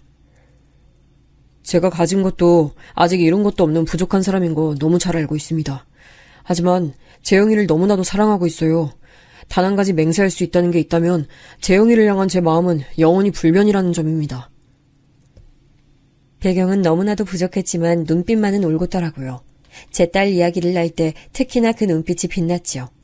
생각해보니 제 남편은 저와 연애를 하던 시절에도 온갖 가문이설은 잘 늘어왔지만 눈빛은 빛나지 않았었는데 딸이 골라온 남자는 무언가 다른 듯 했습니다. 솔직히 마음에 차진 않았지만 딸이 완강해 보여서 그 고집을 못 꺾겠다 싶어서 허락해줬어요. 그리고 나서 재밌는 광경을 보게 됐지요. 제 사위가 제 딸이 재산가의 자식임을 모르고 있었던 겁니다. 네? 사거리에 있는 그 대형 빌딩 건물주가 장모님이시라고요? 재영이 여태 그런 말 한 적이 없는데요? 게다가 집도 2채 더 가지고 계신다니, 아니 어떻게 이럴 수가. 우리 딸 입이 여간 무거운 게 아니거든. 윤서방 자네 앞으로 이 점을 염두에 두고 살아야 할 거야. 장모님 얼굴이 무척 즐거워 보이시네요. 제가 이런 엄청난 사실을 모르고 있었다는 게 재밌으신가 봐요. 전 심장이 터질 것 같은데. 제가 물질욕이 없어서 재산에 관심은 못 두겠고 재영이와 그저 화목하게 잘 살아 보이겠습니다. 사위의 모습에서 그 옛날 제 모습이 겹쳐 보였어요. 재산에 하등 욕심 없었던 저였고 그러나 세월이 흘러 그 재산의 주인이 된 건 저였네요. 인생이란 어떻게 흘러갈지 모르는 물살 같다는 생각이 들었어요. 그리고 그 생각은 슬프게도 맞아떨어졌죠. 결혼해서 딱 1년 만에 임신한 딸은 세상 그 누구보다도 행복해 보였습니다. 사위는 비록 긴 기간을 봐온 건 아니지만 늘 한결같았죠. 긍정적이고 내면이 단단한 인물이었습니다. 제 딸은 건강하고 어여쁜 딸을 낳았습니다. 저는 이제 손녀가 생긴 것이었죠. 부모가 된 두 사람이 이뤄갈 가정의 모습을 지켜보는 게 제 남은 삶의 낙일 거라고 믿었건만 오래가지 못했습니다. 손녀의 돌잔치가 한 달 앞으로 다가왔을 때 딸은 운동으로 몸 관리를 하겠다면서 공원으로 산책을 나갔죠. 그랬다가 난데없는 변을 당했습니다. 음주운전 차량이 가혹하게도 제 딸을 치고 지나갔어요. 공중에 붕 떠서 날아간 딸은 바닥에 머리부터 떨어지고 말았고 병원에서 제가 마주했을 땐 알아보지 못할 만큼 온몸이 부어올라 있었습니다. 저는 그 모습을 보자마자 혼절해버렸고요. 음주운전을 일으킨 건 고작 21 먹은 청년이었습니다. 훔친 차량의 무면허, 무보험 상태였죠. 그런 쓰레기 때문에 우리 재영이가, 내가 그때 재영이를 나가지 못하게 막았어야 했는데.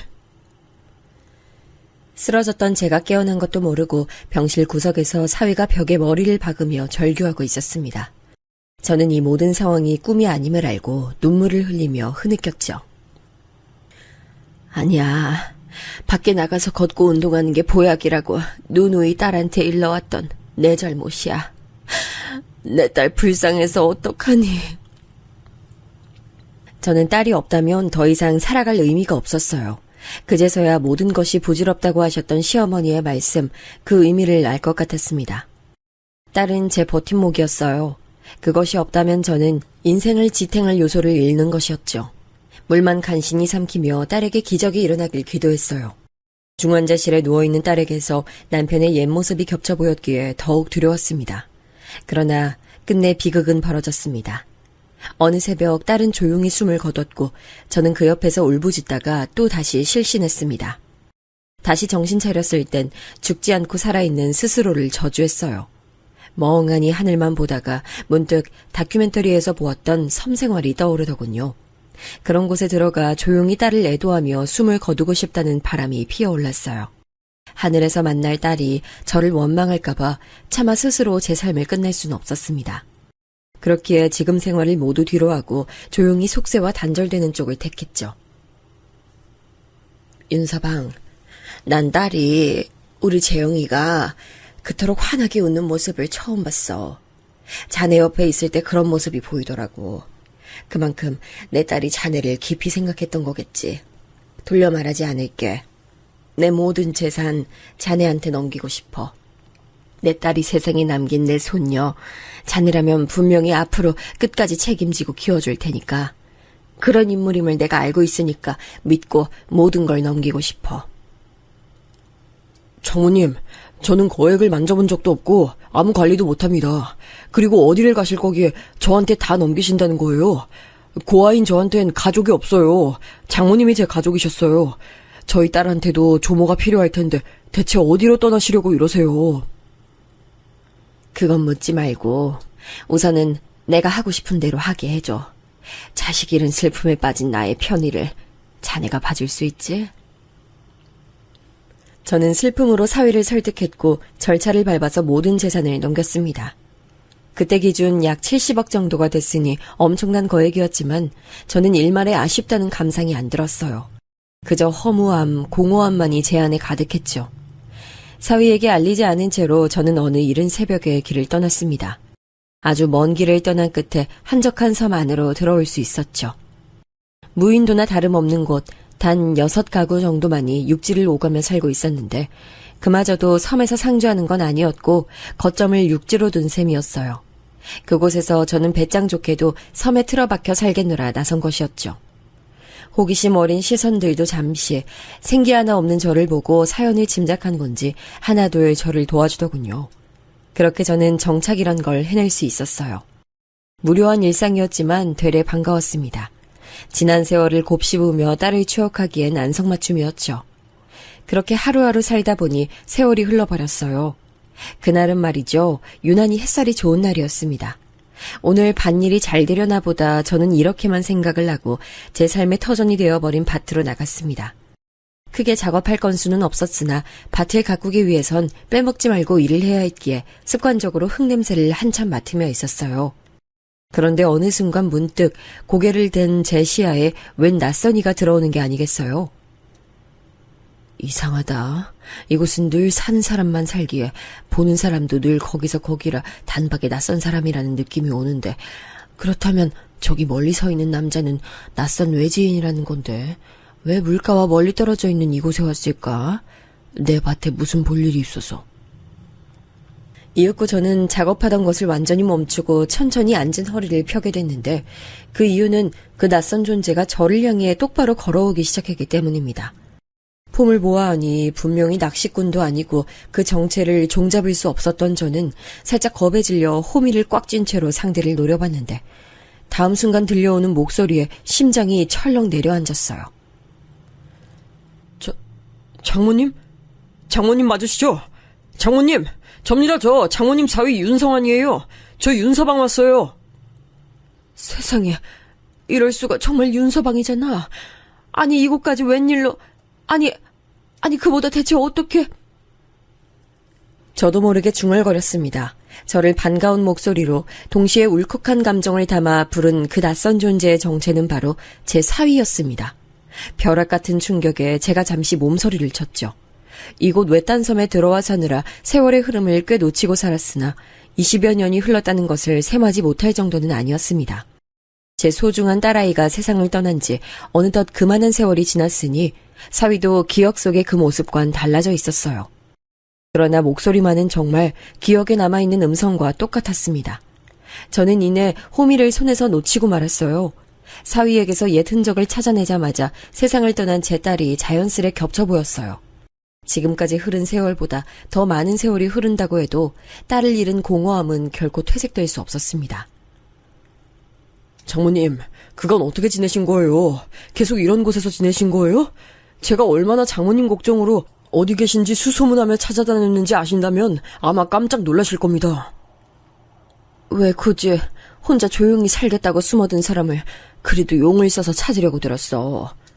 그래, 오래 걸렸다고는 하나 종국엔 이렇게 찾아냈구나. 잘했네. 이 노인네가 아직 숨구멍 열고 닫으면서 구차한 목숨 아직까지 유지하고 있는 거 확인했으니 이만 가보시게나. 저는 사위를 똑바로 쳐다보지도 않은 채로 말을 잇고 어설픈 인사로 말을 맺자마자 황급히 걸음을 옮겼습니다. 사위가 저를 따라오는지 아는지 뒤를 돌아 확인하고 싶었지만 그럴 배짱을 부릴 수가 없더군요.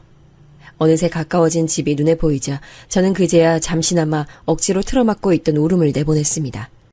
그동안 딸의 죽음에 무뎌졌다고, 그리하여 딸에게 더욱 미안하다고 그런 죄책감을 안고 살아왔건만 아니었나 봐요.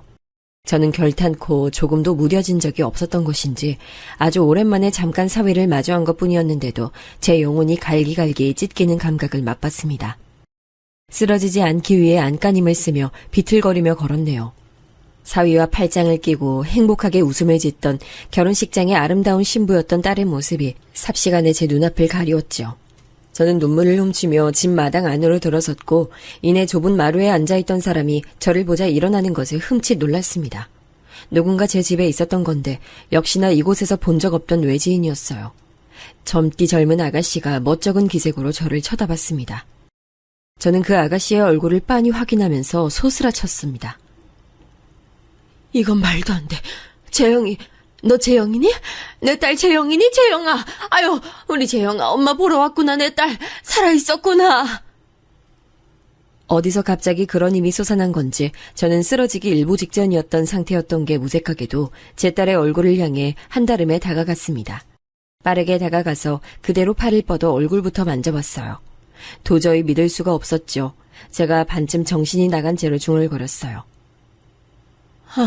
어쩌면 이렇게 내 기억 속의 어여쁜 모습과 똑같니? 재영아, 내 소중한 딸. 할머니, 전 할머니 딸이 아니라요. 손녀예요. 너 분명히 내 딸인데 이 얼굴 내 딸 재영이 맞는데. 할머니 딸 김재영은 제 돌아가신 엄마고요. 저는 제 기억 속엔 존재하지 않지만 사진 속에선 저와 똑 닮은 모습하고 있는 엄마 딸 윤샛별이에요. 할머니가 제가 아기 때 저를 여러 차례 보신 적 있는 걸로 알아요. 조금씩 제 정신이 차분해지고 있었고 저는 제 딸과 똑 닮은 얼굴로 어루어 만지던 손을 천천히 내려놓았어요. 윤샛별, 그 독특하고도 어여쁜 이름은 세상을 떠난 제 딸이 직접 지어준 이름이었다는 사실이 불현듯 머릿속에 떠올랐습니다. 제 딸이 살아 돌아온 줄로 착각할 만큼 진하게 외탁을 난 외모였지만 차분히 들여다보니 다른 점들이 눈에 띄더군요. 저도 모르게 기운이 빠져 휘청거리고 말았는데 그런 저를 얼른 손녀가 잡아줬습니다. 바로 그때 뒤편에서 저를 향한 목소리가 들려왔죠. 장모님, 제가 다급하게 따라붙으면 혹시 놀라서 넘어지시기라도 하실까봐 천천히 따라왔습니다. 저희 딸하고 이미 인사 나누셨어요. 저희 샛별이 아주 예쁘죠? 장모님께서 아기였던 시절에만 보신 장모님 손녀예요. 크고 나니까 자기 엄마를 쏙 빼닮았어요. 공부도 잘해서 올해 서울대 들어가서 재학 중이고요. 서울대? 그렇구나. 그 갓난 아기가 벌써 다 자라서 대학교 다닐 때가 됐구나. 아유, 서울대라니. 분명 네 엄마 살아있었다면 자랑스러워서 온갖 호들갑을 다 떨었을 텐데. 네 엄마는 자기한테 공부머리 없는 걸 늘 아쉬워했을 정도로 학업에 관심 많았거든. 그게 바로 당차고 호기로웠던 내 딸이었어. 저는 다시 흐르기 시작하는 눈물을 벗삼아 손녀에게 말했습니다. 제 말에 금세 눈시울을 붉히는 모습마저 정말이지 제 딸과 놀라울 만큼 닮아 있었습니다. 딸이 낳은 귀한 생명이 이렇게 무럭무럭 자라있다는 게 격세지감을 느꼈네요. 손녀의 부축을 받으며 마루에 걸터 앉았습니다. 사위가 걱정스러운 얼굴로 다가왔는데 그러자마자 손녀가 자기 아빠의 손을 한번 꼭 붙들더라고요. 그것만으로도 부녀 사이가 돈독하다는 걸 알 수 있었어요. 사위를 바라보는 손녀의 눈빛에서 강한 신뢰가 느껴졌죠. 제 딸도 생전에 사위를 참 많이 믿었습니다. 사위가 미천 하나 없는 인물일지라도 제 딸은 아랑곳 않고 신뢰를 보냈어요. 그런 점마저 손녀가 제 딸을 닮았다 해야 할지 아니면 한결같이 살아온 사위에게 대단하다고 해야 할지 몰라 피식 웃었습니다. 그러자 손녀가 빙그레 웃었습니다. 제가 자라는 동안 할머니 존재를 얼마나 궁금했는지 몰라요. 전 재산 모두를 다 아빠와 저에게 넘기시고 홀연히 사라지신 분을 저는 꼭 만나고 싶었어요. 할머니 뵙게 됐을 때 저 스스로 부끄럽지 않도록 그간 사고 안 치고 공부만 열심히 하면서 컸고요. 전 할머니 너무 보고 싶었고 지금 이렇게 배워서 너무 기쁜데 할머니는 별로 안 좋으세요? 손녀가 제 눈치를 살피며 그렇게 말하는데 그 앞에서 제가 어찌 거짓을 말할 수 있겠나요? 제 딸이 이 세상에 남기고 간 분신을 바라보며 눈물로 이렇게 말했죠. 아니, 그럴 리가. 허망하게 세상 떠나버린 내 딸이 이 세상에 남긴 보물인데 단 하나뿐인 내 손녀인데 이렇게 보게 돼서 좋지 않을 리가 있겠어? 이리 와봐. 할미가 한번 안아보자. 할머니, 그렇게 말씀해 주셔서 감사해요. 저 진짜 자라면서 내내 할머니가 궁금해서 꼭 찾고 싶었고 아빠하고 둘이 맨날 할머니께서 아직 안 돌아가시고 살아계실 거라고 믿으면서 기도했어요. 아빠가 저한테 할머니를 꼭 찾아주겠다고 할머니께 엄마하고 빼닮은 저를 보여드리고 싶다고 맹세를 해서 전 언젠가 뵙게 될 걸 의심하지 않았지만 이렇게 직접 뵈니까 상상했던 것보다 더 가슴 벅차요. 할머니, 그건 왜 이렇게 외로운 곳에 사신 거예요? 여기 왔을 때 얼마나 마음이 아팠나 몰라요. 손녀는 그런 말을 하며 저와 얼싸안은 채 엉엉 울었습니다. 꽤나 의젓해 보였지만 우는 모습은 영락없는 아기 같더군요. 저는 손녀를 보듬어주면서 오늘따라 유난히 화창하게 보였던 하늘을 응시했어요. 하늘에 있는 딸은 오늘 제가 사위와 손녀를 만나게 될 것임을 알았나 봅니다. 그래서 제게 따스한 햇살을 내리쬐어준 모양이었어요. 그러고 보니 내 딸 재용아, 네가 세상을 떠났을 적에 너를 내 목숨보다도 위하는 내가 아니라 네가 오로지 사랑 하나만 보고 결혼을 강행했을 정도로 네가 사랑했던 사위가 아니라 아직 갓난아기라서 자기 부모 얼굴도 모르고 죽음이라는 것도 알지 못하는 네 어린 자식을 마지막으로 걱정했겠구나. 젖먹이 어린 자식이 눈에 밟혀서 힘들게 숨을 거뒀겠구나. 저는 엄마로서 제 딸을 너무나도 사랑하는 입장이었음에도 제 딸이 손녀를 그렇게 위하고 아낄 것이라는 대입을 정식으로 해보지 못하고 살아온 듯 싶었어요. 제 딸은 숨을 거두는 순간에 자기 딸인 제 손녀를 떠올렸겠죠. 그 다음은 어린 자식과 남겨질 자기 남편을 염려했겠죠. 저는 왜 도망치듯 모든 것을 포기하고 나서 부질없이 세월을 흘려보낸 뒤에야 그 지당한 사실을 올곧게 마주할 수 있었던 걸까요? 저는 사위와 손녀를 마루에 앉혀놓고 감정의 갈무리가 덜 돼서 후들거리는 다리로도 용케 마실 거리를 내왔습니다. 저는 사위에게 지난 세월을 물어보지 않을 수 없었네요.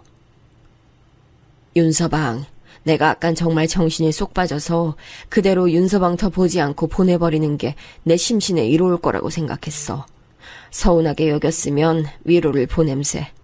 근데 그간 자네 어린 딸 데리고 어찌 살았어. 혼자 키우기 힘들었을 텐데 새장가는 분명히 들었지? 아니요, 새장가 들지 않았습니다, 장모님. 저는 호라비로 사는 게 너무 익숙해질 대로 익숙해져서요.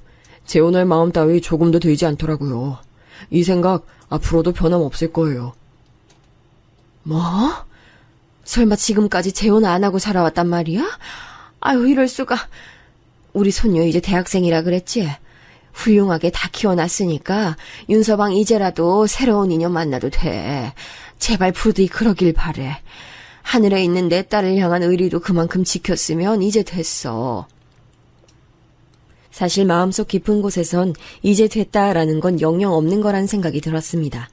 그러나 산 사람은 살아야 한다는 말처럼 저는 사위가 자기 인생을 보다 더욱 잘 살아나가길 바랐습니다. 제 딸을 떠올리게 만드는 사위의 존재가 밭에서 마주쳤을 땐 충격으로 다가왔건만 어느새 애틋함이 느껴졌어요. 사위는 멋쩍은 미소를 한번 짓고 나더니 이렇게 말했습니다.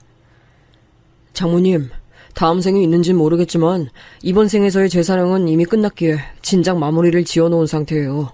저는 재영이에게 제 모든 걸 쏟았고 그 점에 있어선 후회가 없습니다. 이 완벽한 사랑의 자리에 그 누구도 드릴 수 없습니다. 재영인 제 인생의 마지막 사랑이에요. 그렇게 말하며 사위는 슬쩍 웃었지만 눈빛은 무척 슬퍼 보였어요. 그것으로 모든 의미가 전달됐습니다.